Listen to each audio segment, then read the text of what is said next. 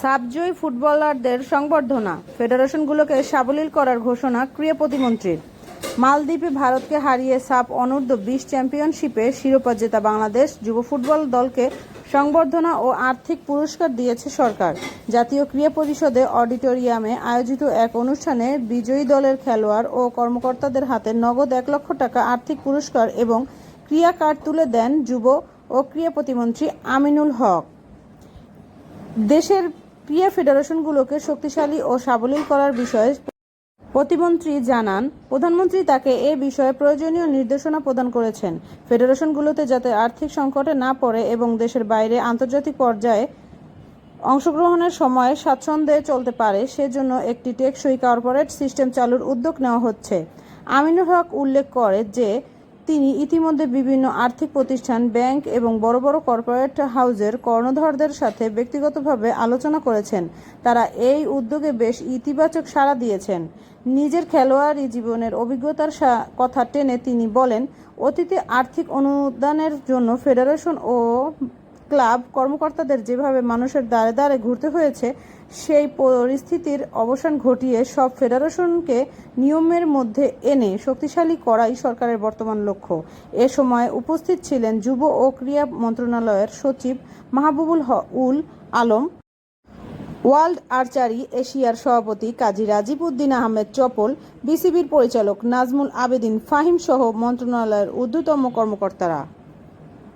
আমাদের ফেডারেশনগুলোর দিকে যদি আমরা তাকাই, আমাদের দু একটি ফেডারেশন ছাড়া, লাইক আমি ধরতে পারি ফুটবল কিংবা ক্রিকেট, এর বাহিরে আমাদের প্রত্যেকটি ফেডারেশনের অবস্থা কিন্তু খুব একটা ভালো না, খুবই জরাজীর্ণ অবস্থায়।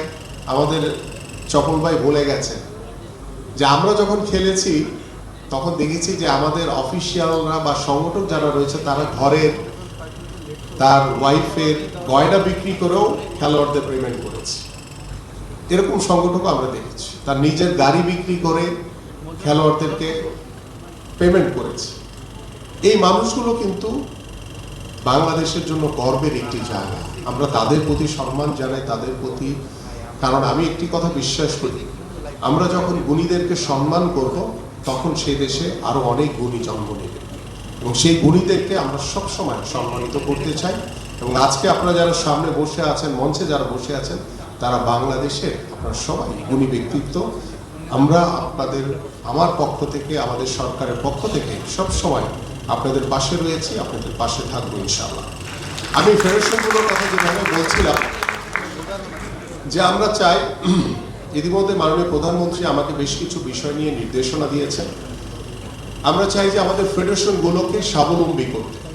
আমরা ইতিমধ্যে আমাদের আর্থিক প্রতিষ্ঠান, ব্যাংকগুলোর সাথে কথা বলেছি, আমাদের কিছু কর্পোরেট হাউসের সাথে কথা বলেছি এবং ব্যক্তিগতভাবে আমিও আমাদের বিভিন্ন সার্কেলের যারা কর্পোরেট হাউসের কর্ণধার রয়েছে তাদের সাথে কথা বলেছি। আলহামদুলিল্লাহ সবাই খুব ইন্টারেস্টেড এবং আমি চাই যে একটি কর্পোরেট সিস্টেমে একটি নিয়মের ভিতরে থেকে যাতে সকল ফেডারেশনগুলো যাতে চলতে পারে, সকল ফেডারেশন দেশে বিদেশে যাতে তারা আন্তর্জাতিক পর্যায়ে যখন তারা অংশগ্রহণ করবে, তারা যাতে সেই অংশগ্রহণ করে খুব স্বাচ্ছন্দ্যে করতে পারে। কারণ আমি তো যেহেতু প্লেয়ার ছিলাম, আমি দেখেছি ফেডারেশনের অফিসিয়ালরা বা বিভিন্ন ক্লাবগুলো কিভাবে তারা আর্থিক অনুদানের জন্য বিভিন্ন মানুষের কাছে বিভিন্ন দ্বারে দ্বারে তারা যায়।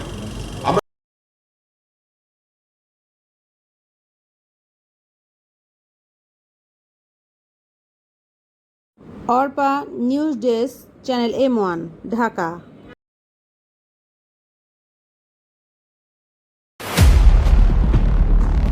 Channel M1.